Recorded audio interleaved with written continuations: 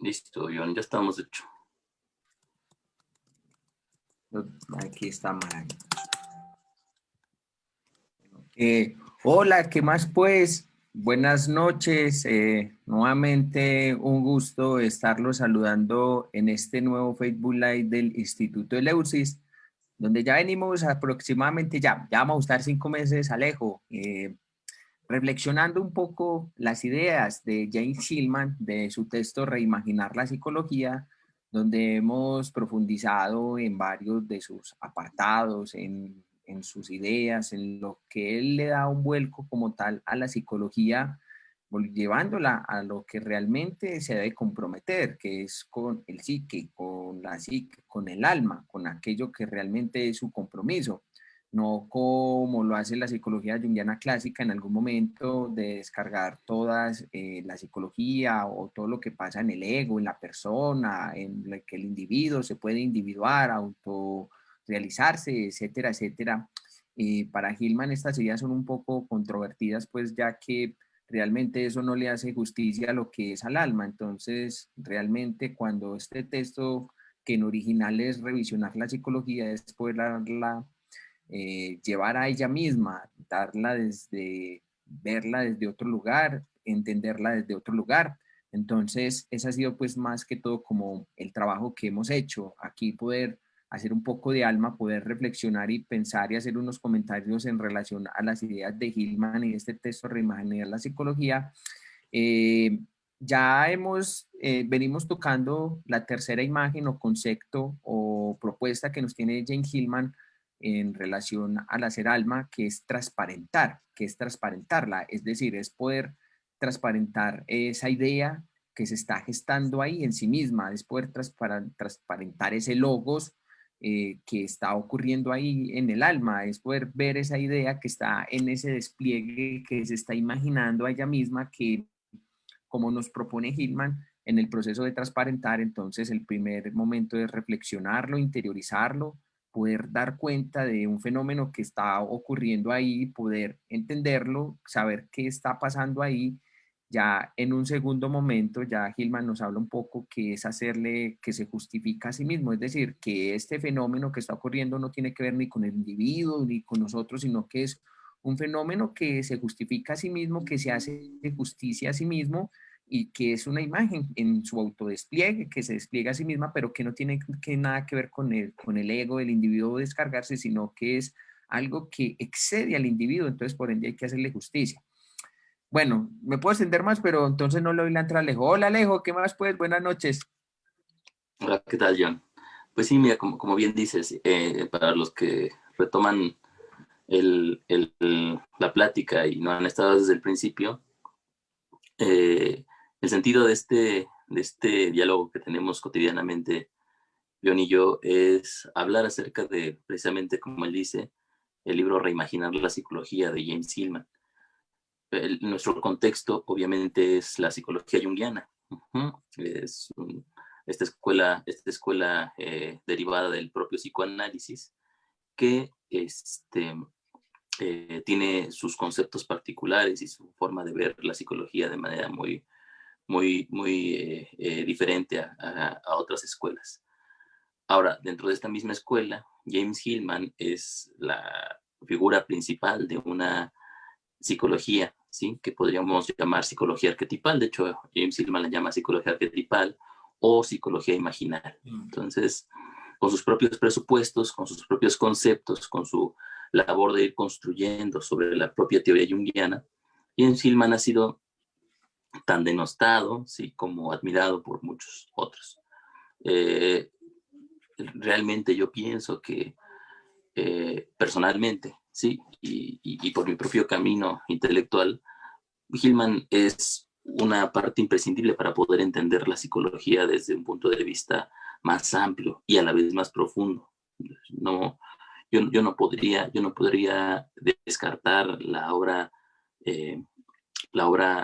intuitiva, perdón, de Hillman del estudio de la propia psicología. Sí, yo creo que una parte importante del quehacer del psicólogo es volverse hacia sus propias herramientas, volverse hacia sus propios ojos, mirar los ojos con los que mira al mundo.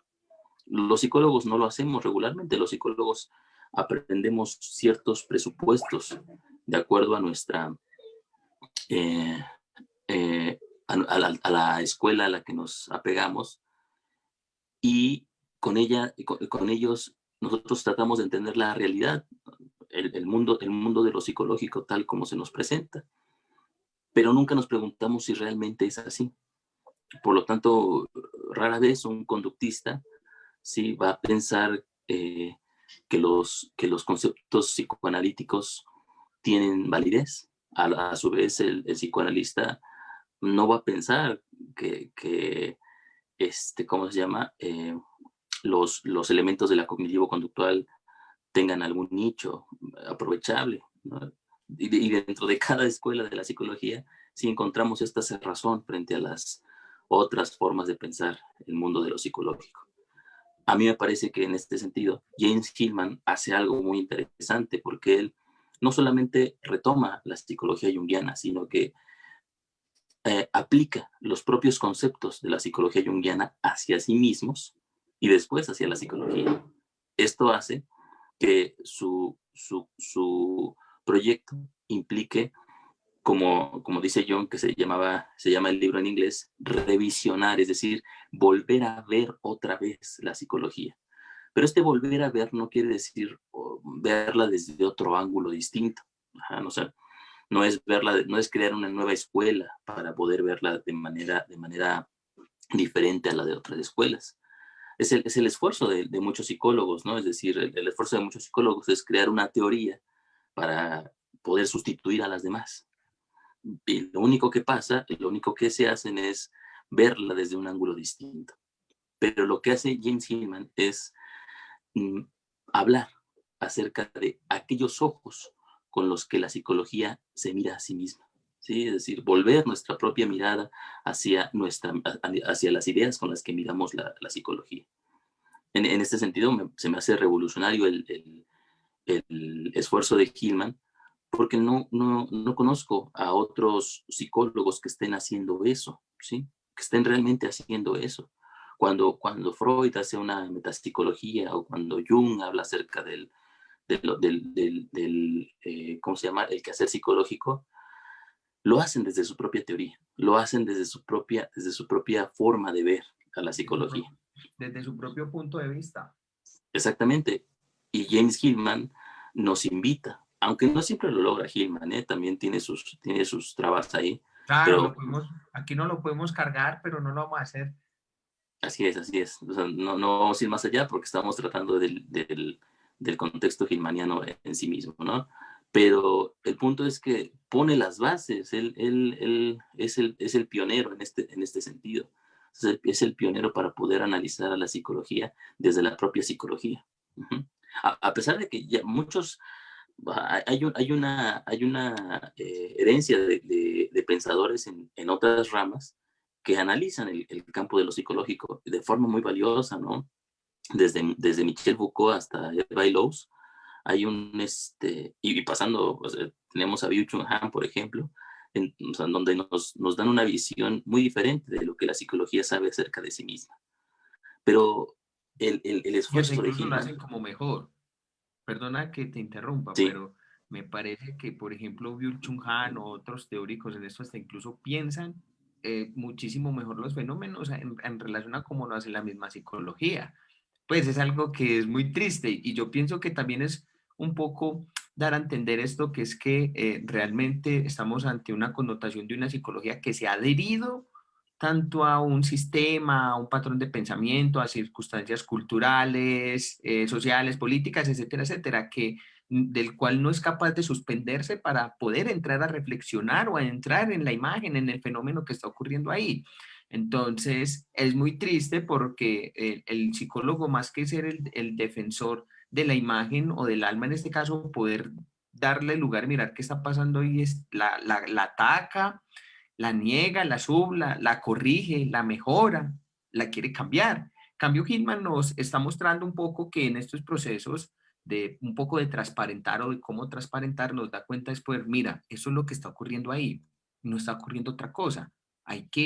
Se está haciendo justicia a sí mismo, se justifica a ella misma. Hay que dejarlo ver, que transcurra, que siga su marcha, que siga como esta connotación del errante que él nos habla, porque no es como la finalidad de que nos habla, por ejemplo, muchos psicólogos, o como tú dices, que Hillman también se traiciona al mismo también en estas ideas un poco, ya más adelante, pero en este texto que es genial, realmente es muy revolucionario en relación a cómo él plantea este proceso del hacer alma, de poder estar en ese lugar de compromiso de que como psicólogo nos compete, que es poder transparentar el fenómeno, poder mirar qué se está imaginando ahí, qué está pasando en el fenómeno para sí mismo, y que, como está mencionando Alejo, las herramientas que tenemos son nuestras ideas, pero ya en relación de cómo lo hizo Freud, de cómo, pues que Freud, yo estaba diciendo aquí de fruta, ¿será que quiero manzana? De cómo lo hizo Freud o de cómo lo hizo Jung, que establecieron entonces unas tópicas de que el alma se conforma por ciertos extractos psíquicos, que Jung también plantea su propio modelo también de extractos psíquicos. En Hillman depura un poco eso. En Hillman dice, pero ¿cómo vamos a poder encerrar al alma o lo psicológico en unas estructuras, en algo que es muy reduccionista también? Entonces, él coge y quita todas estas estructuras, quitas estos tópicos, quitas estas connotaciones que son muy oxificantes, muy sólidas, para ver y entrar en el dinamismo imaginal de la psique, que eso es muy importante. Sí, sí, sí, sí, sin duda, ¿no? Yo no sé, Hillman eh, empieza diciendo en este subtema que la psicología es el peor enemigo de sí misma, ¿no? Yo añadiría, ¿no? Y tú lo has dicho muchas veces, John, eh, y de hecho te voy a parafrasear, ¿no? Los peores errores de la psicología son los psicólogos, ¿no? Hay un punto aquí interesante, es el núcleo de este tema que maneja Hillman y que se llama cómo psicologizar la psicología. Implica entonces que psicologizar no solamente es una actividad que se lleva a cabo hacia el exterior, no es una actividad que solamente implique al fenómeno que tenemos frente a nosotros, o al síntoma, o al paciente, o a la situación problemática que se nos presenta, sino que eh, principalmente y antes que nada, la labor del psicólogo tendría que ser la de psicologizar la psicología, ¿sí? Cuando en el siglo XIX, me parece, ¿sí? No recuerdo bien, pero había casos en donde en los hospitales había un elevado número de mortalidad, ¿no? La mortalidad se elevaba, por ejemplo, entre, ¿cómo se llama? Entre las parturientas. Entonces, había un punto en que nadie se explicaba por qué, ¿no? ¿Por qué de repente en ciertos lugares, en ciertos hospitales, en ciertos momentos, la mortalidad se elevaba más de lo normal? No fue hasta que un doctor, sí, no recuerdo cuál era el nombre de este doctor, ahí sí si lo llegas a buscar, John, ahí me lo recuerdas. Este doctor encontró que una de las causas básicas por las cuales la mortalidad subía dentro de un lugar específico era porque no había profilaxis en el manejo del instrumental, ¿no? Los pasantes, por ejemplo, de medicina, iban de la morgue a la sala de maternidad sin ninguna protección, sin ninguna limpieza. Obviamente eso hacía que las infecciones se propagaran de manera estrepitosa. Esta situación dentro de la medicina fue una revolución completa porque planteó entonces que el cirujano, el médico, tenía que ir con su instrumental limpio. O sea, para intervenir, había que limpiar el instrumental, había que desinfectarlo, ¿sí? Porque había partículas, ¿sí? Infecciosas que se iban propagando de un lugar a otro si el médico no lo hacía. Entonces, nosotros como psicólogos no trabajamos con instrumental médico, ¿sí? No trabajamos con bisturís, no trabajamos con batas, no trabajamos con ¿cómo se llama? Con forceps, no trabajamos con eso con lo que el médico trabaja. Nuestro instrumental es distinto. Ajá. Nuestro instrumental son las palabras, nuestro instrumental son las teorías, son las ideologías, las ideas con las cuales nosotros entramos dentro de la consulta terapéutica, por ejemplo, o intervenimos en el fenómeno que tenemos frente a nosotros. No nos preguntamos, ¿sí? Como lo hacían los psicólogos los médicos después de este descubrimiento de la profilaxis, no nos preguntamos si nosotros también tendríamos que entrar con un instrumental limpio. Uh-huh. Jung, en algún momento, ¿sí? Decía a sus estudiantes que aprendieran todo lo que pudieran sobre simbolismo, sobre historia de las religiones, sobre teoría psicológica, pero cuando estuvieran frente al paciente, olvidaran todo. Uh-huh. Ya lo hemos discutido en alguna situación, hemos hablado de esa parte. Podríamos darle un sentido ahora complementario, ¿no? Sí, es decir, el psicólogo tiene que ser consciente, ¿sí? De sus propias ideas, de las propias ideologías que carga y que trae, ¿sí? A la sala de consulta o que trae al enfrentamiento con el fenómeno que tiene enfrente para poder hacer una especie de profilaxis. Obviamente no podemos limpiarnos de ideas y de ideologías, pero sí podemos hacernos conscientes de ellas.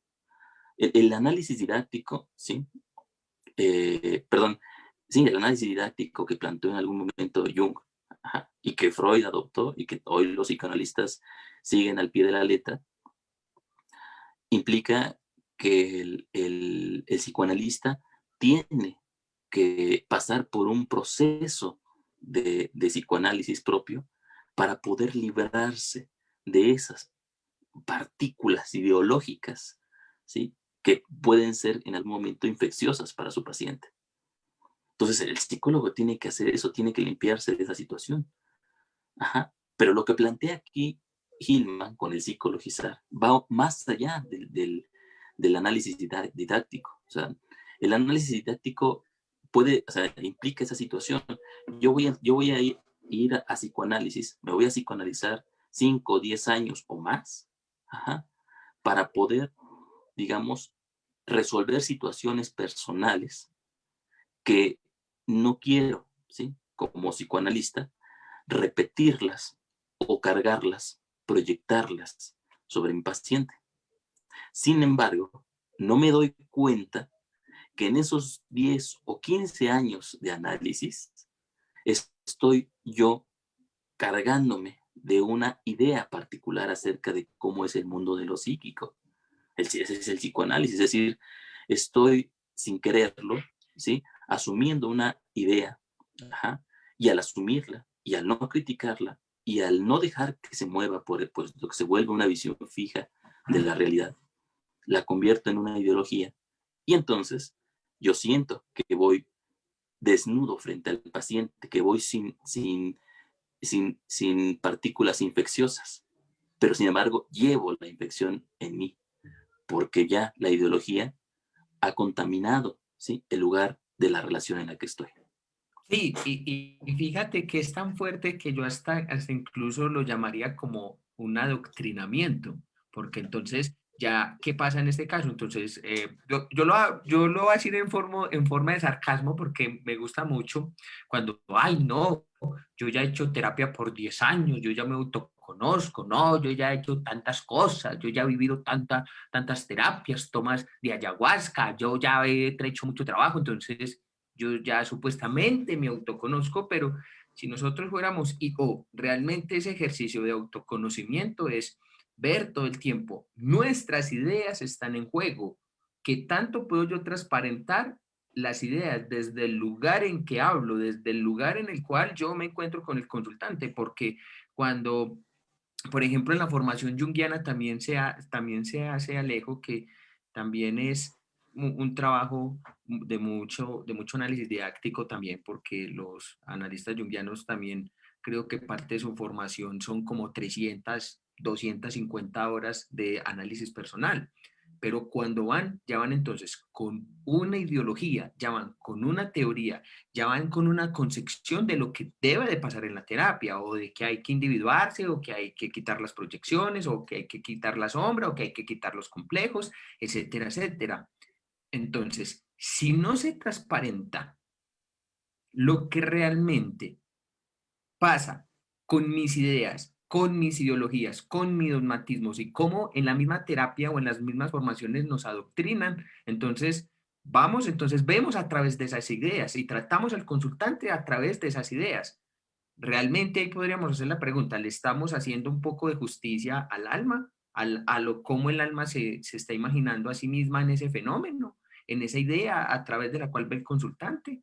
Entonces, o constantemente yo puedo, es decir, sostener una incertidumbre de que no sé lo que pasa en consulta, no sé qué va a transcurrir, no sé si las técnicas o los recursos de las teorías me sirven para atender, pero entonces ya la ir con esa carga, entonces cogemos y encajamos en esa idea a la idea del consultante. Ah, sí, tú tienes esto, entonces vamos a trabajar esto. Entonces, no podemos ver entonces cómo esa narrativa, cómo eso va narrando el sujeto, cómo esa narrativa sigue su curso, sino que cogemos y la solidificamos, la cerramos, la metemos, digamos, en un pegote y no la liberamos para que siga ese despliegue. Pero entonces, si yo ya como terapeuta sé qué tiene que pasar en terapia y esto, pues no estamos realmente sosteniendo este proceso de podernos todo el tiempo estar poniendo a caldo nuestras propias ideas, nuestros prejuicios, lo que supuestamente sabemos de la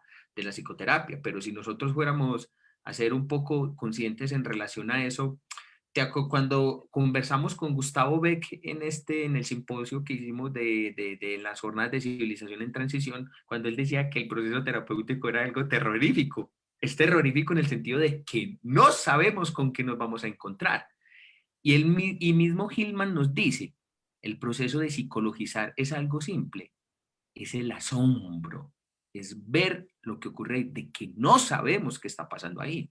Y en el cómo psicologizar el asombro y saber qué pasa ahí, realmente es lo que motiva realmente al proceso de poder psicologizar, de poder hacer alma, de poder mirar las ideas que están tomando forma ahí, que se están justificando a sí misma. Pero entonces en terapia corregimos, ayudamos, direccionamos, vaya por aquí, es por aquí, y no le permitimos que se libere a sí misma. Entonces eso también es muy fuerte porque yo no sé vos qué pensás, Alejo, pero yo pienso que más en estas formaciones, que está bien que lo hagan. Por ejemplo, Gigerich decía algo muy bonito, yo creo que ya lo he dicho en varias oportunidades, cuando Andrés Ocasiones hizo su tesis doctoral, entonces en una correspondencia con Gigerich, Gigerich le dice, la psicología dejó de traer a grandes mentes como a Freud, Jung, artistas y poetas y filósofos. La psicología ahora trae a gente, yo lo parafraseo un poquito porque me gusta ser más picante y más fuerte, la psicología solamente trae a gente ordinaria y con mentalidad de trabajador social. Sí, sí. Y, ojo, yo que estoy haciendo aquí un poco más fuerte, pero ¿en qué sentido?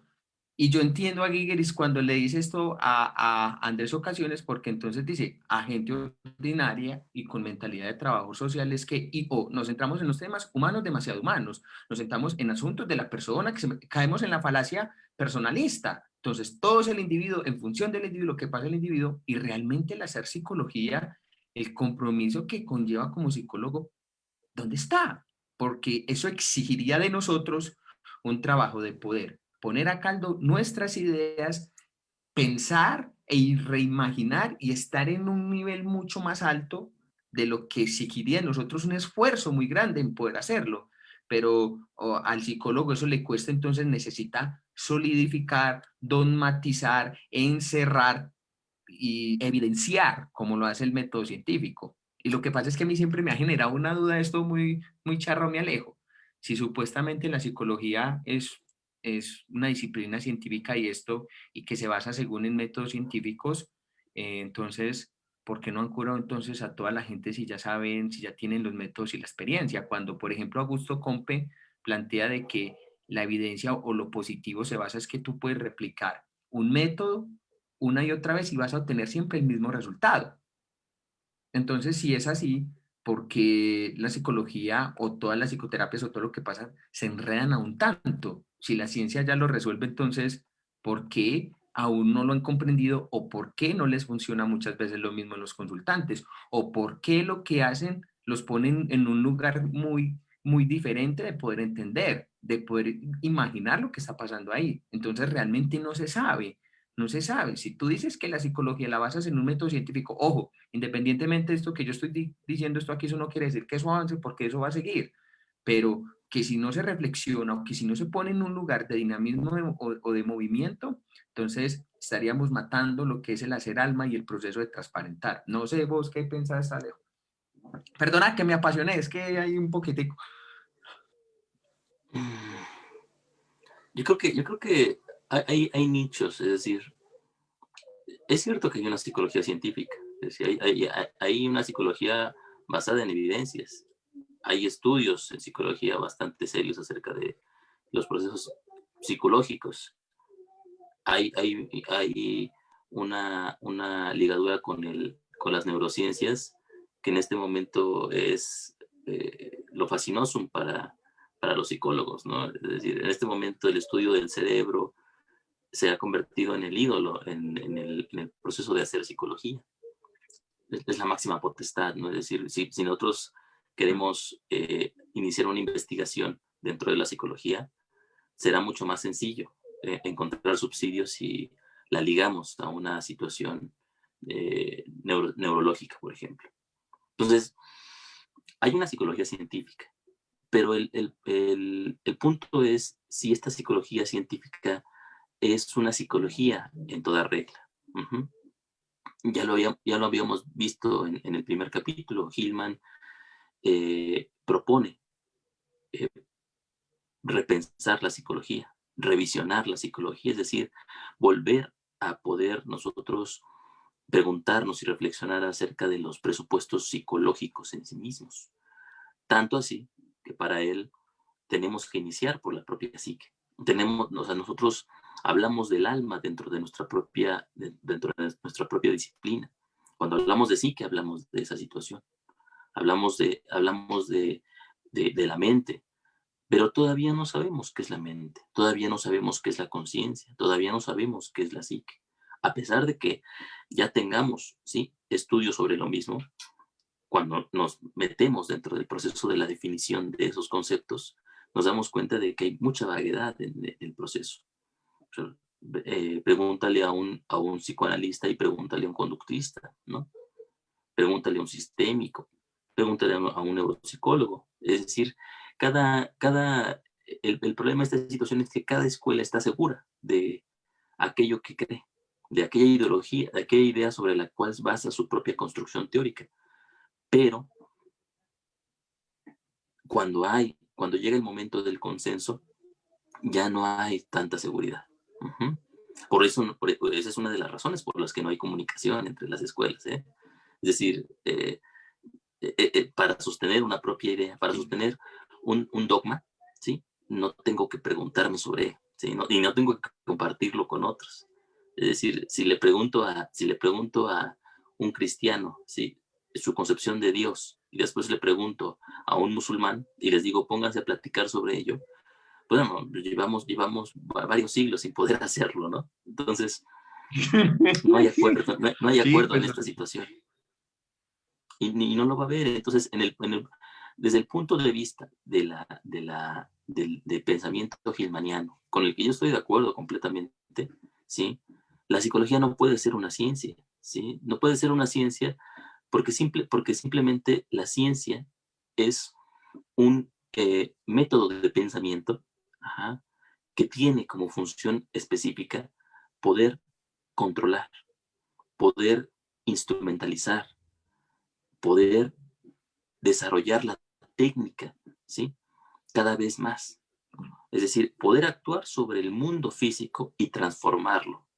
Eso es tremendo y es magnífico, pues nos ha llevado dentro de Sí. unos pocos siglos a la maravilla que tenemos ahorita. Es decir, a pesar de toda la podredumbre, a pesar de las crisis, a pesar de todo, estamos mejor que nunca como Sí, humanidad. sí, Ujú. sí. Entonces, Y es gracias a la ciencia, claro, claro, es que exactamente. eso es inaludible y eso es exageradamente importante. A pesar de que también, además, como todo tiene su sombra, ¿sí?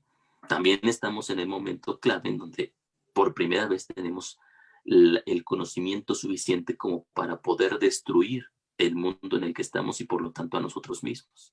Ujú. Sí, muy Ve, bueno. es Eso parte, es es otro rollo. parte de, es que Bueno, parte del estar bien implica que de la misma manera también va a haber una sombra que esté siempre comprometiendo mis propios logros. Bueno, eso es algo como como factible, ¿no?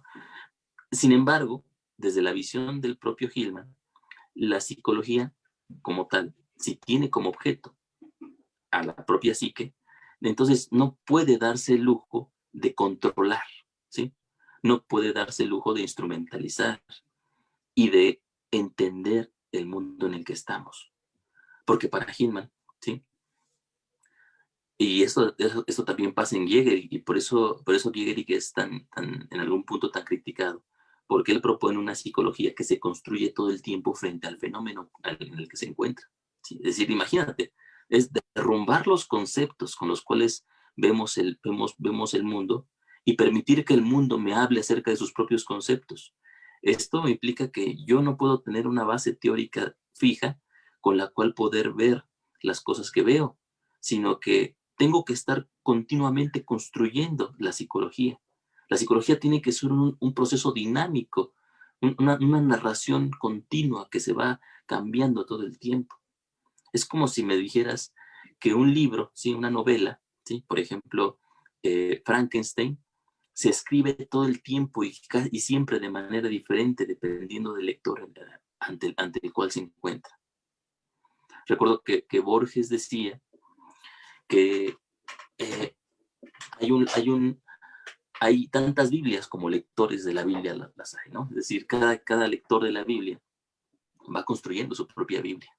Bueno, si lo trasladamos eso al proceso psicológico, a la teoría psicológica, podríamos decir que no solamente no implica, o sea, esta variedad no implica al sujeto que hace psicología, ¿sí? O más bien sí, pero el sujeto que hace psicología no es el psicólogo, es decir, no es la persona, sino es el propio fenómeno psicológico. El fenómeno psicológico es el que está haciendo psicología todo el tiempo. Y nosotros intentamos estar a la altura del pensamiento, de lo que se piensa a sí mismo. Uh-huh. En el caso de Hillman, intentamos estar a la altura de la imaginación creadora, de la imaginación mitopoyética que todo el tiempo se va desplegando y va construyendo la realidad y el mundo por medio de las metáforas y de las múltiples ficciones con las cuales se presenta ante sí misma. Entonces, no podemos tener una psicología fija, ni una teoría vallada, sino que tenemos que enfrentarnos a lo salvaje allí enfrente de nosotros. Tenemos que ir a la selva primordial y perdernos en ella. Uh-huh. Estar abiertos ante nuestra propia muerte, es decir, ante nuestro desgaje como sujetos teóricos, ¿sí? Es decir, sujetos que tienen una teoría que los sujeta a su vez y que les permite, digamos, una cohesión con la misma. Perdemos sí, ante el fenómeno la cohesión. sí, ante eso me hiciste acordar un poco la idea que te estaba comentando la otra vez, y voy a apoyarme un poco en esta imagen de la Odisea, cuando entonces eh, Ulises tiene que pasar entonces por esta cueva para poder llegar a Ítaca debido a que ha perdido pues como el horizonte del camino de eso por culpa pues de que Poseidón lo maldijo a estar divagando por los mares. Entonces Tiresias le dice, tienes que pasar entonces por un lugar muy inhóspito, por Exila y Caribdis. Entonces cuando está en el barco, podemos tomar esa imagen que realmente cuando él empieza a adentrarse ahí en esa cueva para poder pasar al otro lado, entonces Exila le empieza a matar a sus guerreros, se los empieza a devorar. Entonces yo tomo como, digamos, como esta imagen, como esa narrativa o como esa teoría que todo el tiempo se tiene que ver devorada, deconstruida y vernos desnudos de que en realidad no sabemos nada del fenómeno, de que no sabemos lo que está ocurriendo ahí, de que en la medida u otra, y o que nos vamos liberando, es decir, de esa teoría que nos tiene atado, de esa ideología que nos tiene amarrados, subyugados, sumisos, de esa imaginación, y aquí critico un poco también a los junguianos cuando se habla, ay no, hay que hacer imagen, hay que hacer alma, pero literalizan todo el alma y todo el proceso para hacerlo, entonces verse devorado ante lo que está ocurriendo ahí y entregarse a lo que está pasando. Es decir, ojo que con eso no estamos queriendo decir de que en ese devoramiento uno no quedan con presupuestos e ideas, pero que en la medida de eso, que uno se va entrando al fenómeno, los presupuestos e ideas, ideologías de que supuestamente sabemos qué es el fenómeno o lo que está ocurriendo ahí, se cae, se ve devorado. Y darse cuenta que una vez que cuando Ulises logra pasar, y ya cuando ya Caribdis se traga el último de sus guerreros y se ve él ahí, entonces dice, en realidad me quedé solo. Es decir, me quedé solo, es decir, ante una verdad, ante darme cuenta que no sé nada, ante darme cuenta que tengo que hacer el trabajo de poder reflexionar, pensar, adentrarme frente a lo que está ocurriendo. Y es decir, y lo que posibilita entonces lo que es un cambio de visión, es decir, que a través de las ideas que veía no me sirven o no sirven para entender el fenómeno. Es decir, que las ideas mismas se ponen a caldo, que las ideas mismas se puedan justificar a sí mismas y se puedan destruir, por decirlo de alguna forma, o se puedan devorar. Es que fíjate que esta situación causa confusión en muchos, y por eso Hillman es tan malinterpretado, John. Hasta los mismos Porque gilmanianos. si los mismos gilmanianos de repente, o sea, te digo, conocemos Sí, sí, sí. gilmanianos que, o sea, toman esta teoría de Hillman y la convierten en lo que sea, ¿no? O sea, la convierten en este junguianismo puro y duro, cuando no es así, ¿no? Cuando es El completamente junguianismo, distinto. Sí, sí, sí. el Entonces, junguianismo bonito. Buena alabanza a la imagen. Ay, imagina que el alma está por allá contigo. Hay que hacer canciones con alma y para el alma. No, ¿qué hacer si el alma quiere canciones? Ay, no, es que la guerra y lo que está pasando, todo esto es porque le hace falta imaginación al alma, tal cosa. Pues si uno mínimamente, o no se hace cuenta de que en las guerras y en todos estos procesos también hay que transparentar una idea que ocurre ahí. Uno dice, ay, tan lindos los junguianos, tan poéticos, por Dios. así es. Mira, una de las situaciones que podrían ocurrir es, y podríamos preguntarnos, ¿no? O sea, frente al fenómeno, no tengo que tener una teoría con la cual asumirlo, ¿no? La respuesta fácil sería sí, ¿no? Efectivamente, no podemos tener una teoría, pero pero siempre tenemos teorías, siempre tenemos ideas. O sea, el mismo Hillman ya lo ha dicho, no vemos al mundo si no es a través de ideas, ¿sí? Pero tenemos que ir un poco más allá, es decir, el giro precisamente que da Hillman, y que a mí me parece aquí lo más importante de su propia obra, es que cambia de lugar al sujeto y al objeto. Uh-huh. Es decir, cuando decimos yo tengo que tener una teoría para poder enfrentar cualquier cosa, ¿sí? Ya estoy teniendo ahí un presupuesto específico que no he reflexionado. Es decir, la relación con el objeto siempre es así, yo sujeto y el otro objeto, o podríamos verlo como lo hace Hillman, ¿no? En donde ni el sujeto ni el objeto, ¿sí? Son distintos, porque ambos a la vez son sujetos, perdón, son objetos de otro sujeto, ¿sí? Que está dentro de los mismos, que es precisamente la teoría. Ajá. Hay un artículo muy interesante que a lo mejor puede aclarar mucho más esta situación, que es un artículo de Giegeri que se llama La neurosis de la psicología. Ajá, el tercero de los dos. El ¿no? tercero entre los dos. Ese artículo yo lo traduje hace unos meses. Es muy interesante, está en la página de Alevica, se lo recomiendo si lo quieren leer. Ponemos el enlace ahí abajo. Sí, al ratito Yo lo busco, entonces. yo lo voy buscando mientras vos vas ahí para que la gente lo lea. Ok, y una de las ideas interesantes ahí, ¿sí? Es que precisamente nosotros no nos preguntamos como terapeutas, como psicólogos, ¿qué papel juega nuestra teoría dentro del mismo proceso de la relación con el paciente, por ejemplo, en este caso en la terapia? La teoría, ¿sí? Se presenta entonces como el tercero entre los dos que están ahí en la relación terapéutica. Pero esta teoría, ¿sí? No solamente es una herramienta con la cual los sujetos estén dialogando, sino que a su vez el diálogo, el discurso, la narrativa, ¿sí? Y la propia teoría que está formada de ideas que se van relacionando continuamente, se convierte en el punto focal y en el centro del proceso psicológico. Desde el punto de vista de la propia idea y de la propia teoría, nosotros somos las herramientas. El psicólogo es la herramienta. La teoría ve a través del psicólogo, ¿sí?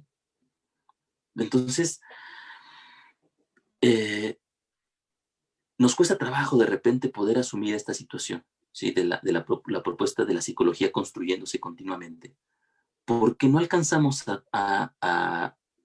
perdón, no queremos o no podemos de alguna manera salir, ¿sí? de ese paradigma teórico que nos dice que nosotros siempre somos sujetos y que el otro siempre es objeto. Ajá. Y ponernos en el lugar del objeto en sí mismo. ¿Qué pasa si nosotros no somos el centro de la teorización? ¿Qué pasa si nosotros no somos el que teoriza?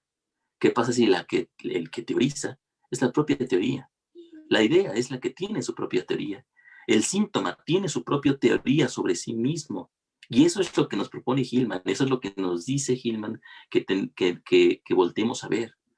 Que cuando nosotros estamos frente al fenómeno, es decir, y llegamos con una teoría externa, nos preguntemos antes de poder embutir a ese fenómeno en nuestra propia teoría, si ese fenómeno no tiene una teoría sobre sí mismo.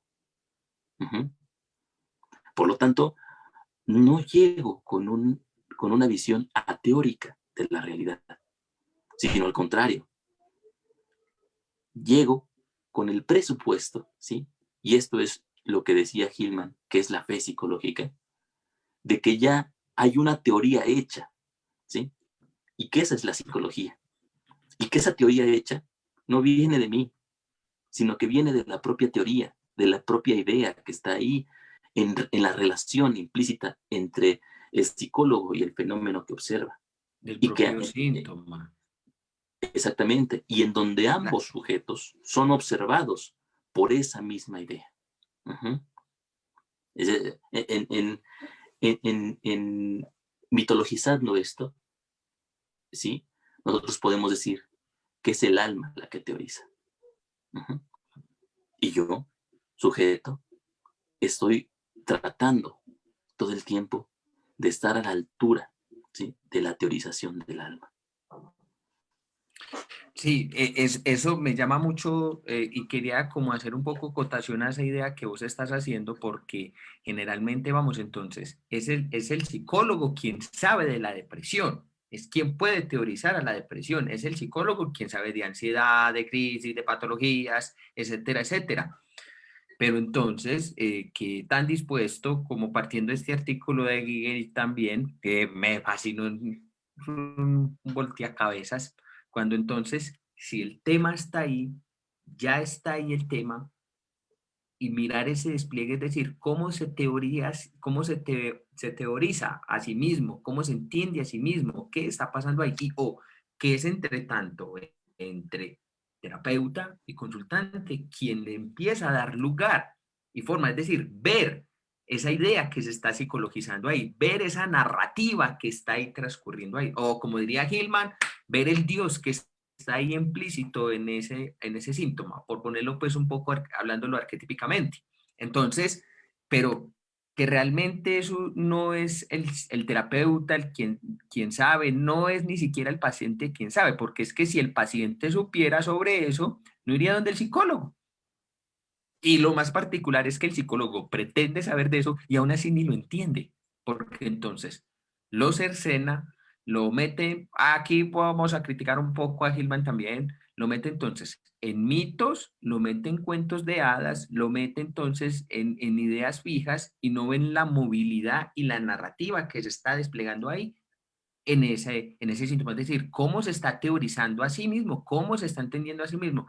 Entonces, esa connotación que es ateórica, como vos estás diciendo, es que es que es imposible porque es que ya hay una noción ahí, ya hay un entendimiento que se está desplegando ahí, que es y o que, como nos menciona Hillman, realmente el proceso es transparentarlo, porque Hillman en este texto hace una relación muy importante que los junguianos literalizan ese proceso, al decir, ay, sí, es que es el complejo que está ahí, entonces es el ánima que se está ahí desplegando, tal cosa, pero realmente tú cómo sabes que si es el ánima, o si es la sombra, o si es tal cosa, o si, bueno, ese síntoma entonces representa o simboliza entonces tal cosa.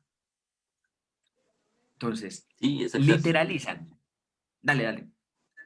no, y exactamente como tú dices, es decir, la movida de la propia psicología, de toda, no solamente de la escuela junguiana o del psicoanálisis, sino de toda la escuela psicoanalítica, perdón, psicológica y de la psicología en general es eh, eh, construir una serie de, a través de ideas específicas, ir construyendo un marco teórico precisamente, a través del cual nosotros acotar el fenómeno psicológico, lo cual en el plano científico es de lo más común y de lo más y es lo más profesional que se puede hacer en las ciencias. Sin embargo, si nosotros decimos, ¿sí? Junto con Hillman, que la psicología va un paso más o tiene que ir un paso más adelante de la ciencia en este sentido, ¿sí? Jäger diría en algún punto, la psicología es ciencia superada. Uh-huh. Es ciencia que se ha aplicado a sí misma y de esa aplicación, ajá, digamos, ha surgido algo distinto. Ajá, algo distinto que es el propio proceder científico, pero vuelto hacia sí. En este sentido, las ideas con las cuales la psicología va construyendo su marco teórico, ¿sí? No se ven a sí mismas. Ajá. Uno no piensa sobre esas mismas ideas y va acotando todo, va metiendo todo lo que se ve, todo fenómeno, dentro de esas mismas ideas. Por lo tanto, las ideas se empiezan, como tú bien dices, John, a literalizar. Esto ya lo vimos las sesiones pasadas. Literalizar implica fijar una idea, ¿sí? Y convertirla en algo, perdón, y volverla una ideología. Uh-huh. Es decir, una idea que carece de la propia reflexión sobre sí misma. Una idea que ya no sabe que es una idea. Una idea que piensa que es verdad. Uh-huh. Y esta idea que piensa que es verdad, entonces se convierte en una sustancia inamovible que limita el movimiento psicológico. Por lo tanto, cuando nosotros tenemos en el caso del psicoanálisis conceptos como inconsciente, conceptos como, como las tópicas freudianas, por ejemplo, Y ¿sí? junguianas también. Y en Jung tenemos los tipos psicológicos, tenemos también el concepto de inconsciente colectivo, el proceso de individuación, ¿No? la sombra, el ánima, ánimos, arquetipos, bla, bla, bla. Tenemos un Ese bla, montón bla, de bla, como psicólogos. sonó. Es que tenemos un montón de psicólogos, o sea, pareciera que lo banalizo, ¿no? pero más bien hablo de la banalidad de los propios psicólogos al asumir estos conceptos como si fueran reales, ¿sí? Es decir, Absoluto. pensar absolutos, es decir, pensar que la individuación es una situación, es un destino para todo individuo, ¿sí? Y que se debe de lograr, implica dos cosas. Implica que yo ya que he dejado de ver el movimiento del propio concepto de individuación y además que cuando lo aplique a un fenómeno, ¿sí? Ese concepto va a sustituir el propio concepto del fenómeno. Uh-huh. Entonces hay que tener cuidado con esta situación porque nuestros conceptos se convierten en cárceles. Ajá. Nuestros conceptos son barreras, son atrapan como cadenas a los fenómenos con los cuales nosotros nos relacionamos. En el caso de la consulta terapéutica, nuestros conceptos convierten, a pesar de que yo no hable, por ejemplo, en mi consulta yo no hablo nunca de conceptos, ¿sí? Y un terapeuta más o menos profesional no lo tendría que hacer. Uh-huh. Sin embargo, yo voy cargado de hipótesis acerca de cómo tendría que ser la situación. O sea, este proceso alucinatorio en el paciente se tiene que desarrollar de esta manera, ¿no? Es decir, si soy un junguiano, ajá, lo llevo hasta cierto punto, porque mi teoría me dice que es hasta hacia ahí, ¿no? Entonces, yo como junguiano veo el proceso alucinatorio como un proceso de fragmentación del propio individuo, ajá, y como una búsqueda por encontrar su propia totalidad como self. Entonces, es el, creo que el proceso de individuación es importante en ese punto porque me guía y me lleva hacia lo que el paciente tiene que lograr y lo que yo como terapeuta también tengo que lograr en esa situación. Pero si le pregunto a un freudiano acerca de lo mismo, dirá algo completamente distinto. Si le pregunto a un cognitivo conductual, dirá algo distinto. A un terapeuta gestal, dirá algo completamente diferente. Cada uno, ¿sí?, tendrá una visión teórica acerca de cómo se debe desarrollar la situación. Pero nadie le pregunta al fenómeno cómo quiere desarrollarse, para qué está ahí, ¿no? ¿Cuál es su necesidad? ¿Cuál es su necesidad en la vida del propio sujeto? Por lo cual se presenta de esa manera. Y no solamente eso, sino porque todavía ahí, en ese enunciado, yo estoy ligando al síntoma con la vida del sujeto. Pero no podría ser también que la vida del sujeto no sea sino una manifestación de la imaginación creadora del propio síntoma.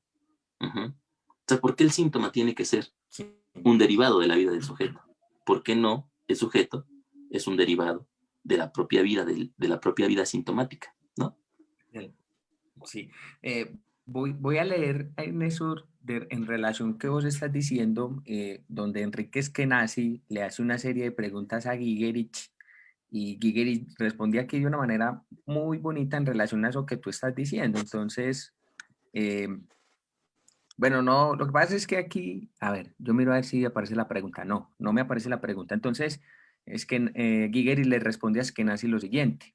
Mi trabajo como psicólogo comprometido con la psique objetiva consiste en ver el alma tal como opera en los procesos reales, sin tomar en cuenta si son saludables o patológicos, buenos o malos. Solo puedo preocuparme por cómo son las cosas, no cómo deberían de ser las cosas. Mis pacientes reales, así como nuestra historia real, no puedo darme el lujo respecto a mis pacientes reales o como a nuestra historia. No puedo darme el lujo de desarrollar mis propias ideas acerca de lo que habría sido correcto o lo que habría sido un desarrollo equivocado. Aquí la cuestión no trata de opiniones subjetivas ni de teorías metafísicas, sino de pensar lo real. Mi trabajo consiste en intentar decir lo que en mi interpretación son las ideas del proceso real. Yo no soy aquel que pretende saberlo todo. No soy el amo de la historia para decir que fue un desarrollo equivocado. No estoy por encima de la historia, ni soy un observador que esté fuera de la historia. No soy suficientemente pretencioso para dejar corregir la historia. Aquí él nos está hablando un poco, cuando se refiere más a historia, es a la historia de Occidente, pero si nosotros, Alejo, lo pudiéramos aterrizar un poco más, o sea, ¿quiénes somos nosotros para ser pretenciosos, para corregir el síntoma, para corregir el alma, para corregir el proceso que se está imaginando ahí, para corregir la narrativa? Entonces, si nosotros fuéramos ahí que, y, o como nuestro trabajo tal como es decir, es observar el proceso real que se está desplegando ahí, intentar estar a la altura de él, comprenderlo, mirar qué ocurre ahí, dejarlo que se despliegue, liberar ese pensamiento, esa imaginación de esa mezcocha que está enredada ahí, liberarlo para que sea el mismo, más allá de lo que el psicólogo quiera, pues, pretenda hacer. Es decir, es poder transparentar un poco esa situación que está ocurriendo ahí.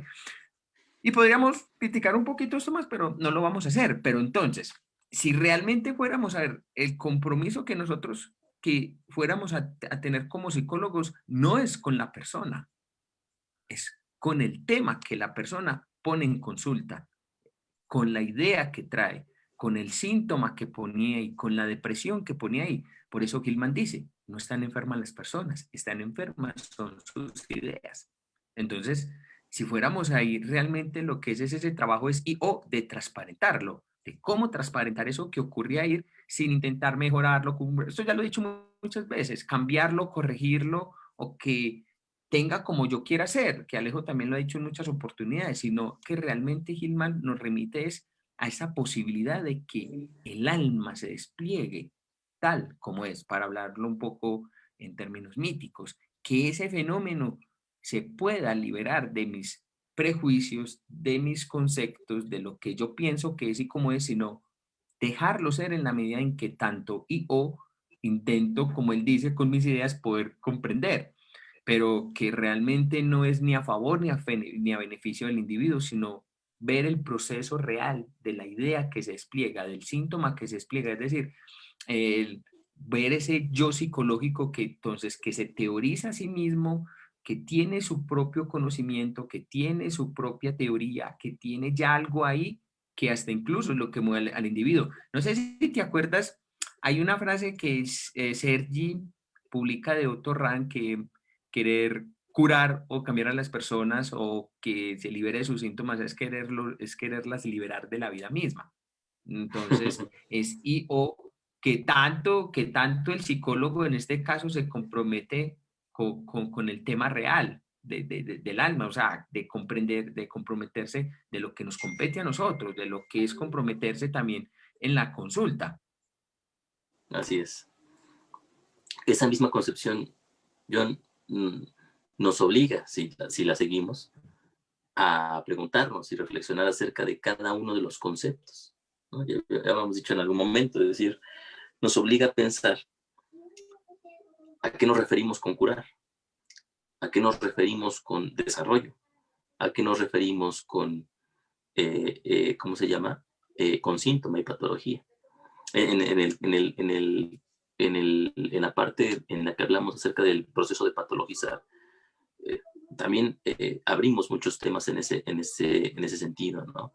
La patología no es algo que tenga que curarse o algo de lo que el sujeto tenga que librarse, sino que significa su propia vida, es decir, es la propia vida, ajá. Y no la vida como la vida que le pertenece, sino como la vida que vive, la vida que lo vive a él a través de, ¿no?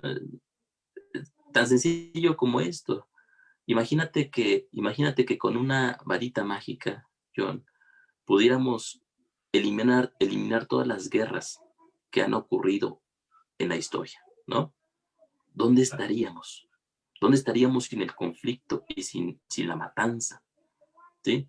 Simplemente sin la matanza no existiríamos. Es decir, sin la matanza Sí. no habría ni siquiera el proceso de conciencia. Esto, bueno, ya lo va a explicar Gehrig en sus libros, en su obra, pero nosotros, los grandes avances, o muchos de los grandes avances científicos de los últimos 2 siglos, tienen que ver con el desarrollo de la guerra. Uh-huh. remontémonos a la carrera Sí, espacial. La carrera espacial no surge, ¿sí?, de la nada, o sea, surge como una muestra de poder en un conflicto entre dos superpotencias, ¿no?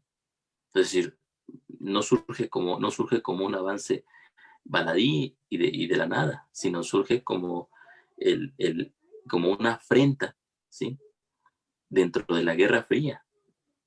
Entonces nosotros no, y de la propia carrera espacial, ¿sí?, tenemos toda la tecnología que surge a partir de ahí, ¿sí? A partir de los años, a partir de la carrera espacial, la potenciación tecnológica ha sido tremenda, ¿no? Y es sí, gracias a esa situación. Entonces, la guerra tiene su propia función dentro de la historia. Y si la guerra como un síntoma tiene su función dentro de la historia, en el individuo, ¿sí?, sus propios conflictos, la angustia, ¿sí?, las patologías que ocurren, no tendrían también parte, ¿sí?, no tendrían una parte importante de la dinámica del sujeto, ¿sí? En el sujeto no puede haber solamente felicidad y sanidad, ¿no? sí. La Viva. enfermedad y la patología constituyen el, el, el, el movimiento de este mismo punto. Uh-huh. O sea, no podríamos imaginar esta situación así nada más. Es decir, no podríamos imaginar un sujeto siempre sano, siempre feliz. Y sin embargo, la cultura y la psicología como parte de la cultura popular tienen como prerrogativa la construcción de un sujeto sano y feliz. Uh-huh. Un sujeto siempre positivo y siempre sonriente. Es decir, está en la mente del sujeto del siglo XX y del siglo XXI la promesa, ¿sí?, eterna y que nunca se va a poder cumplir, de que en algún momento el sujeto será feliz, ¿no? Sí, sí. Ah, pero eso no es lo que vende.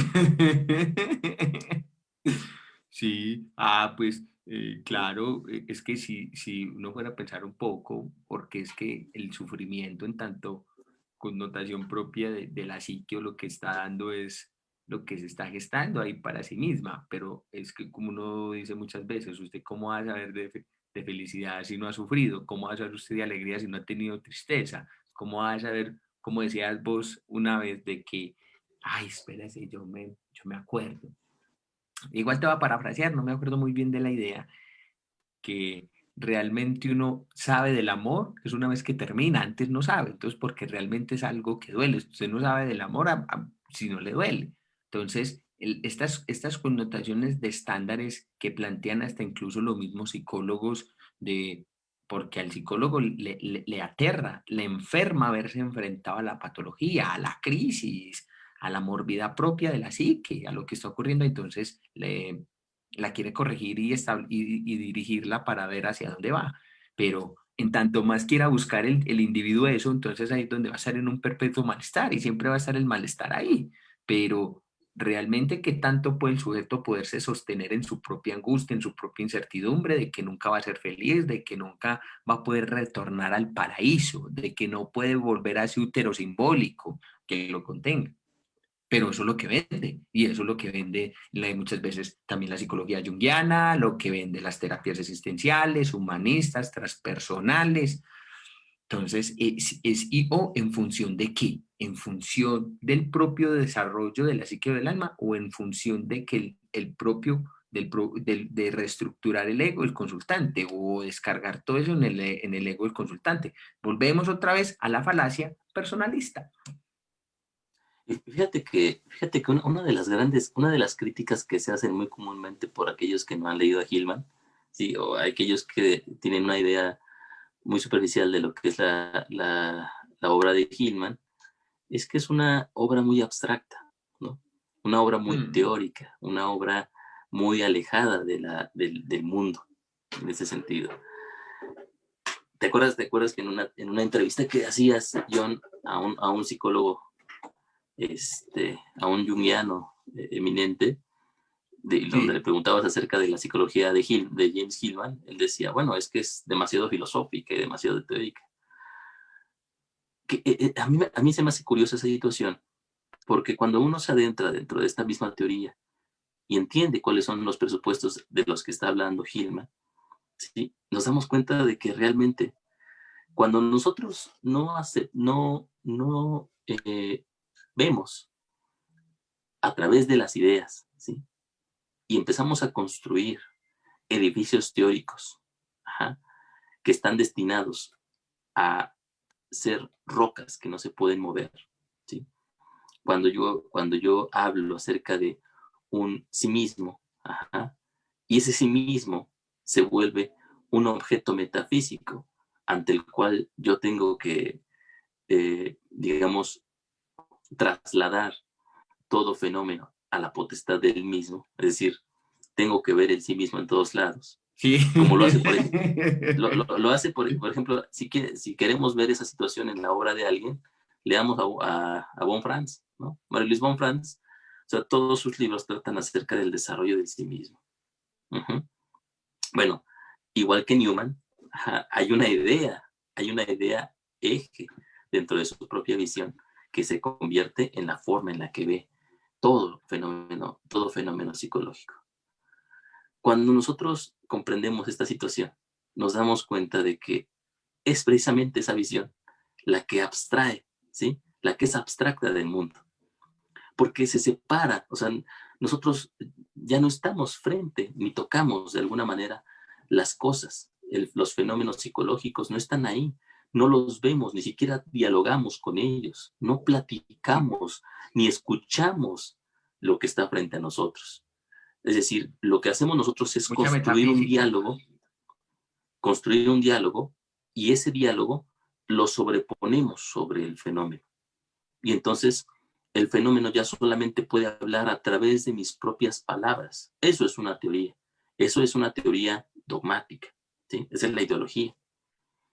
Entonces, lo que propone Hillman es precisamente no imponer yo mi propio discurso sobre el discurso del fenómeno, El sino que alma. el fenómeno, sí, sino que el alma, el fenómeno, me hable acerca de sí mismo y yo lo escuche. Uh-huh. Es decir, la herramienta esencial y una de las definiciones de la psicoterapia es la cura hablada, es decir, la cura a través no solamente del que yo hable, sino del que yo escuche esencialmente. Es decir, hablar es esencialmente escuchar, saber escuchar al otro.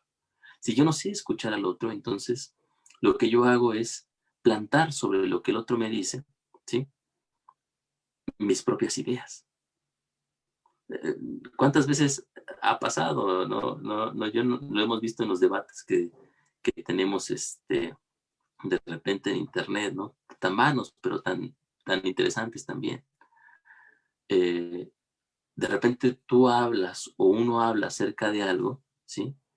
Y el otro no lo entiende, o lo entiende como lo quiere entender, nada más, ¿no? Por ahí tenemos, por ejemplo, muchas de las críticas que se le han hecho a Gehry van en ese sentido. O sea, las críticas que yo he leído sobre Gehry, o sea, no es que estén equivocadas, no es que no puedan existir o que no estén aplicables o que no sean aplicables, sino que no se basan en su propia teoría. Entonces, cuando uno lee la No se interpretación piensan. que hace, sí, cuando uno lee la interpretación que alguien hace acerca de eso, de la teoría de Hegel, y dice, está mal por esto, o sea, lo lees y te das cuenta de que, o sea, este hombre no ha entendido qué es lo que está diciendo Hegel, porque este concepto del que está hablando no es el mismo concepto del que habla Hegel, ¿no? O sea, Hegel que está hablando acerca de un proceso en particular, y este hombre está interpretando este fenómeno desde una visión completamente distinta y por lo tanto no cuadra. Uh-huh. Es decir, ese es el punto. Si yo digo que una calculadora es un refrigerador, ¿no? Va a haber una discrepancia, ¿no? Yo puedo seguir diciendo que es un refrigerador y puedo argumentar que es un refrigerador porque es cuadrado. Es Sí. cuadrado, ¿cómo se llama? Es de metal y Se abre una además puerta. es una máquina. Ajá. Sí, exactamente. Entonces, y además funciona con electricidad, por lo tanto es una calculadora. Pero no, es decir, es muy simple. Si yo entiendo que la propia función del objeto, ¿sí? Es una narrativa sobre sí mismo, entonces lo que tengo que hacer es, más que yo llegar con mi propia ceguera, ¿sí? Teórica, ¿sí? O sea, la ceguera teórica no implica que no tenga una teoría, ¿eh? La ceguera teórica implica que tengo demasiadas teorías. La ceguera teórica implica que estoy Literalidad. ciego de mi propio teorizar. Mm, mm. O sea, creo que mi teorizar no es un teorizar, sino que es la verdad. O sea, Entonces, hay un absoluto, hay una literalización, hay una solidificación de eso que uno cree que supuestamente es una es verdad, pero bueno. exactamente, ¿no? Y como en el cuento del elefante, ¿no? Si yo llego con esta ceguera teórica y toco la cola del elefante, ¿no? Lo voy a ver de una manera. Si toco las patas del elefante, voy a creer que es de otra forma. Si toco la trompa, voy a creer que es de otra forma. Pero necesito ver al elefante. O sea, necesito que el elefante, con su propia fisionomía, me hable acerca de sí mismo, ¿sí? Entonces, abrir los ojos a la realidad, ¿sí? Tiene que ver con esto que dice Gilman. Entonces, yo por eso creo, John, que abstracto es lo que hemos hecho en psicología durante tantos años. Ajá. Porque hemos abstraído, no hemos preguntado al fenómeno qué le sucede, cuál es la visión que tiene sobre sí mismo, sino que nosotros hemos llegado y desde nuestro propio paradigma hemos supuesto que lo que hacemos es la realidad, ¿sí? Que lo que hacemos es la verdad, que lo que hacemos es encontrar. Pero bueno, no lo sabemos realmente, ¿sí? No sabemos realmente si lo que estamos haciendo es descubriendo el mundo o más bien construyéndolo. Construyéndolo en base a palabras y en base a ideas. Hay ideas. Pero ¿qué pasa con la idea misma, ¿no? Es el punto nodal de Hillman. Hillman nos obliga a preguntarnos acerca de las propias ideas que ya están fijas ahí. Entonces, por lo tanto, desde ahí yo puedo empezar a reflexionar acerca de la ciencia y saber que a pesar de que es un avance valioso, ¿sí? No me habla siempre acerca de la realidad como es, sino me habla de una parcela de la realidad, ajá, Y abstraída de la propia realidad. sí, y sí, realmente a lo que nos confronta Hillman y en la posición que nos pone Hillman es transparentar la idea que sostiene esa noción, que sostiene esa verdad, pues aunque nosotros no queramos reconocerlo, así como de cómo entendemos o vemos a Dios, es a través de una idea. Si usted no quiere ver eso, eso es cosa suya. Lo mismo le pasa a la ciencia, lo mismo le pasa a cualquier teoría, forma de entendimiento, de conocimiento humano, que es o en función de una idea que se sostiene. Entonces, realmente el trabajo de Hillman en este capítulo es ver la idea, es ver esa narrativa que se está moviendo, es decir, es ver esa narrativa que sigue un discurso, que sigue como esa connotación errante ahí, que no sabemos ni siquiera, sino que realmente es poder hacerle justicia, que el fenómeno se justifica a sí mismo. Entonces, como nos invita en este proceso de poder interiorizarlo, de poder reflexionarlo, de poder estar ahí y darse cuenta de lo que está pasando ahí, o sea, de poder ver esa idea que se sostiene ahí, pero ni para cambiarla, ni para mejorarla, ni para marcar su direccionamiento, sino ver cuál es el direccionamiento que tiene ella en sí misma. Y ahí nos invita también en este otro segundo proceso cuando hablábamos entonces de esta importancia de que se justifica a sí misma, de que hay una narrativa ahí, o sea, que en esta tercera función de que nos invita a psicologizar es ver la narrativa que sigue ahí esa idea, que se está desplegando ahí. Y como último paso, ¿cuáles son las herramientas que tenemos para poder transparentar esas ideas? Son las mismas ideas. Y que uno piensa, Alejo, que sí, fíjate que es que lo que me llama mucho la atención cuando dicen que es que Gilman es abstracto, que es inagarrable, porque realmente, o como psicólogo se ha caído digamos, en este pragmatismo, en este reduccionismo, en este el poder agarrar y esto, pero que tanto se está también el psicólogo de poder estar a la altura de la misma psicología, poder estar a la altura del mismo fenómeno, y que eso nos pone, como dice Guigueris, cuando por eso él dice que es que la psicología solamente trae a gente ordinaria y con mentalidad de trabajador social, porque es que la psicología es un pensar que es complejo, que es difícil, que nos implica en el poder ver todas nuestras ideas, presupuestos, como está poniendo esta imagen ahora en día, y vernos enfrentados a la misma idea desnuda, tal como es. Sí, sí, sí, sí. Lo cual obviamente en Hillman cambia, es decir, Hillman ve las cosas un tanto diferentes a Gehrig, es decir, para Gehrig sí, precisamente cada fenómeno expresa su propia verdad a través de su despliegue nocional. En Hillman, sí, la verdad del fenómeno es precisamente la ficción, el, el, el, el que nosotros podamos observar a la idea en movimiento, ¿sí? Y no como algo fijo, no como algo detenido en el tiempo. Entonces nos permite que conceptos, ¿sí? Que en algún momento nos son importantes, podamos nosotros resquebrajarlos y construir nuevas conceptualizaciones a partir de ellos. No se trata de que lleguemos al punto en donde un concepto sea superior a otro, sino que no hay, o sea, en la multiplicidad, en el politeísmo conceptual, ajá, lo importante no es cuál es el concepto real, sino lo importante es el movimiento conceptual, ¿sí? O sea, más importante que saber qué son las cosas y saber qué es la verdad, es seguir el movimiento de las imágenes en constante construcción. Por lo tanto, En si en algún constante momento, narración. sí, Sí. por lo tanto yo puedo ver al psicoanálisis, por ejemplo, las teorías freudianas, puedo verlas como un movimiento, ¿sí? Y no quedarme fijo dentro de las mismas teorías y no decir, o sea, si alguien me habla de inconsciente colectivo, o sea, ¿qué es eso, no? Por qué lo estoy asumiendo? O sea, eso no es comprobable científicamente, bla, bla, bla, bla, bla. Es decir, si yo he aprendido un conjunto de teorías, ¿sí? Más que quedarme con ellas, sería caminar con ellas. ¿Qué pasa con esa teoría del inconsciente? ¿El inconsciente existe? ¿El inconsciente es un sustrato metafísico? ¿El inconsciente es un objeto ahí en el cerebro? Hay quienes lo piensan, ¿eh? O sea, hay quienes encuentran el asiento neurológico del inconsciente y hay quienes encuentran que es comprobable la función inconsciente de la propia mente. Ajá. Hay quienes creen que de verdad hay algo como el inconsciente, pero el inconsciente, ¿sí? Si lo vemos como una idea, es una herramienta con la cual nosotros en algún momento, y no nosotros, la propia psicología, se fue construyendo a sí misma, ¿sí?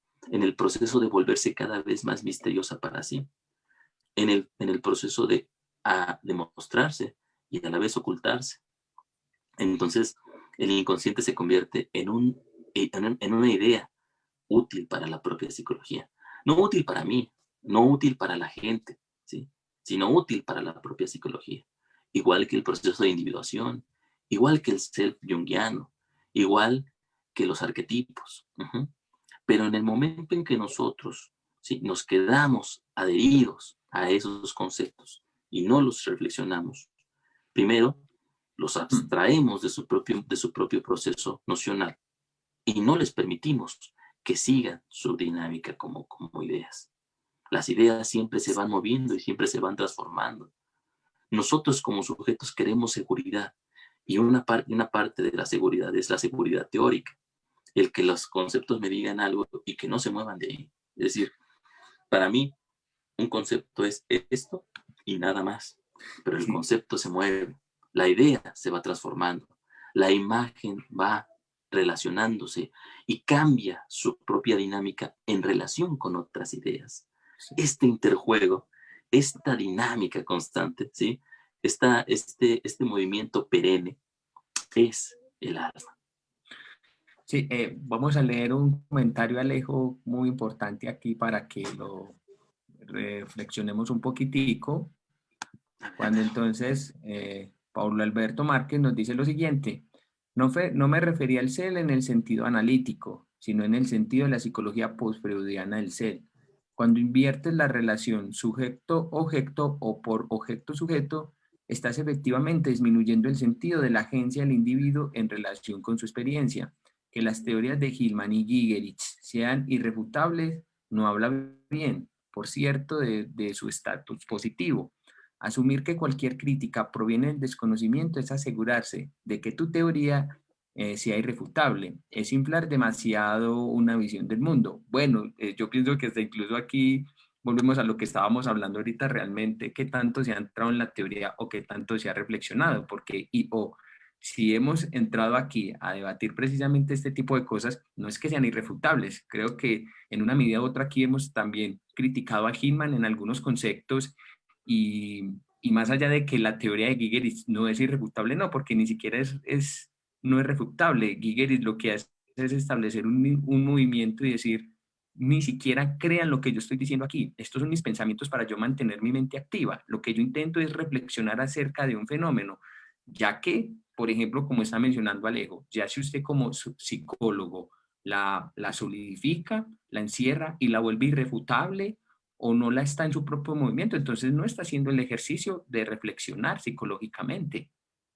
porque precisamente a lo que invitan estos pensadores es a no caer en ese tipo de cosas, ya que los mismos junguianos o los mismos psicólogos quieran caer en ese pragmatismo positivista de reducir la psicología o de inflar una visión del mundo como tú estás hablando, es todo lo contrario. De hecho, lo que hace Hillman y aún más Gigeris, porque Gigeris perfora a Hillman, lo niega, lo suble y lo interioriza, es precisamente desinflar esa visión del mundo que plantean los junguianos. Hillman también en su momento cuando dice que hay que devolver el alma al mundo, pero Gigeris coge y le critica, momentico, no hay que volver el alma al mundo ya tiene un alma, ya es un proceso que es lógico que se está desarrollando ahí. Entonces yo pienso que ahí es también como caer en ese tipo como de falacias y no de entrar a pensar realmente lo que se está diciendo, porque precisamente lo que estamos haciendo aquí es poder dar una visión o un entendimiento o poder establecer el dinamismo, la dinámica de la psique del alma y más no del individuo. Sí, fíjate, mm, yo no sé si las teorías de Hillman o de Gale sean irrefutables, ¿eh? Es decir, yo cuando pasé de la teoría de Jung, yo pensé que era irrefutable, ¿no? O sea, no encontraba un hueco. Conforme la fui estudiando, encontré muchos huecos. Y Hillman, cuando encontré a Hillman, yo tenía una visión muy crítica acerca del junguiano. Me pasó igual con Hillman, ¿no? A Hillman yo lo estudié muchísimo y tampoco le encontraba huecos, pero mientras más profundizaba, más huecos teóricos había. Y esto me llevó a Hegel. Yo sé que esto no va a terminar nunca, es decir, este proceso de estar eh, volviendo sobre lo que uno piensa, ¿sí? Es interminable. Mm, en ese sentido, yo a mí no me parece que sean teorías irrefutables, al contrario. Uh-huh. Mm. Lo que me parece curioso y lo que yo critico en cuanto a las críticas, ¿sí?, que hacen otros sobre ellos, es que sin haber leído uh-huh, a Hillman o sin haber leído a Guerri, yo pueda criticarlos, ¿no? Es como si yo en este momento, por ejemplo, yo no omito en ningún momento una opinión acerca del movimiento feminista como proceso ideológico, pues porque no lo conozco. Ajá. No he leído a las feministas. En el momento en que yo me meta, o que me interese el tema y me pueda meter dentro de lo mismo y lea sus bases teóricas, ¿sí? Lo cual es un proceso que no me va a llevar, yo creo, una semana, sino años. Entonces yo podría emitir una reflexión sobre eso. Pero si yo no conozco, ajá, al autor, no he leído sus propias teorías y no he reflexionado acerca de lo que dice, ¿de dónde va a venir mi crítica? Uh-huh. Es lo que yo digo, es decir, la mayoría de los críticos malentienden, ¿sí? No porque sea irrefutable, sino porque llegue, que expone un argumento muy claro, que dice algo, y yo como no me he metido y no he entendido cuál es el sentido de ese argumento, ¿sí? Le doy cualquier significado que a mí se me ocurra. Ujú. Entonces, por eso yo decía, es decir, si yo tengo un cuadro blanco, ¿sí? Y llega alguien y dice es negro, pues entonces yo ahí voy a tener una discrepancia. Ujú. No porque no se pueda criticar, sino porque los argumentos sobre los que se erigen las críticas muchas veces vienen del desconocimiento. Y Yo desde creo que los es prejuicios. importante. Y desde los Así es. prejuicios. O porque no quieren que sus ideas se vean en juego también. No se vean Eh, eh, devoradas. es muy claro, es muy claro. Nosotros junguianos lo hemos sentido mucho cuando alguien critica a Jung, ¿no? O sea, cuando alguien critica a Jung, nosotros de repente entendemos y sabemos que la crítica viene de alguien que entiende el proceso o de alguien que no lo entiende, ¿no? O sea, cuando alguien habla acerca del sí mismo como el espíritu rector de todo sujeto que representa, no sé, cualquier tontería, ¿sí? Y no se ciñe a las propias conceptualizaciones de Jung sobre lo que es el sí mismo, entonces su crítica demerita. Ujú. No porque el sujeto no pueda criticar, sino porque no ha hecho el trabajo de leer a Jung, ¿sí? O sea, los freudianos se burlan de Jung, ujú, porque no lo han leído. Los cognitivo-conductuales se burlan de Freud, ¿sí? Lo ven como alguien que sexualiza todo. Pero si tú teorizas, o perdón, si tú criticas que Freud sexualiza todo, es porque no has leído a Freud, ¿no? Es porque no has entrado a su obra y o sea, no te has imbuido de lo que en su obra la sexualidad implica. Ujú. Sí, es muy cierto. Y lo literalizan. Exactamente, eso es a lo que nos referimos con literalizar. Literalizar es no ver a través de las propias ideas sobre las que yo veo. Y esa propuesta de Gilman. Ahora, ahora sí que, como decimos acá en México, ¿no? Tampoco nos clavemos en esta situación. Es una forma, esto es una teoría, esta es una forma de ver, pero hay muchas otras, Sí, ¿no? Y ahora sí que todas tienen cabida en esa situación. Hillman, al hablar de politeísmo, ¿sí? Yo creo, y él que estaría muy de acuerdo en decir que todo proceso y toda teoría y toda idea, aunque sea equivocada sobre un proceso, tiene cabida en la formación del alma haciéndose a sí mismo. claro, tienen una forma de aproximarse a ella misma, aunque sea equivocada, y es parte de eso. Bueno, sí, como decimos aquí en Colombia, no nos enredemos más, no le echemos más candela al fuego. Bueno, a todas las personas que nos estuvieron acompañando en este Facebook Live, muchísimas gracias. Ya yo en el próximo, ya pasamos a deshumanizar. Sí, ya sí nos da. O nos quedamos, bueno, ya miramos a ver si le damos otra machaca a esta idea. Yo creo que otra sesión más, ya, Ah, bueno, todavía. listo. Vamos a darle otra sección más. Entonces, a todas las personas que nos estuvieron acompañando, muchísimas gracias. Que tengan una excelente noche. Si tienen dudas o algo, pues nos pueden ir escribiendo ahí abajito que Alejo yo les respondemos. Que tengan entonces una excelente noche y una excelente semana. Nos vemos dentro de 8 días. Hasta luego, cuídense.